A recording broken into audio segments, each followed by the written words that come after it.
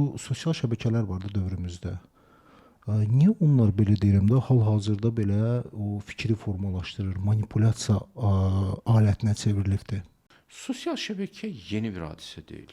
Yox, mən bilirəm. Bu sadəcə olaraq yəni hal-hazırda yəni odur bu dəqiqə trenddə. Hə. Sadəcə olaraq texnika vasitəsilə onun gücü artıbdı. Qat-qat artıbdı. Aha.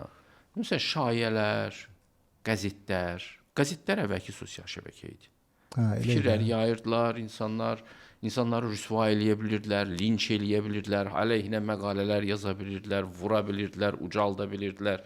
Yəni o qəzetçilər də özlərinin gücünü hiss edirdilər ki, biz bunu eləyirik. O da onlara əlavə bir qüdrət hissi verir. İndi hər kəs öz profilindən özünü o qüdrətli hiss eləmək yoluna giribdir. Kimisə linç edirlər, kimisə qaldırmağa çalışırlar. Amma bunlar hamısı boşunadır. İnsanı qaldıran da Allahdır, aşağı salan da Allahdır. Əgər sənin bir dəyərin varsa Allah qatında, heç kim sənin linçi səni aşağılaya bilməyəcək. İşığı linç eləmək mümkün deyil.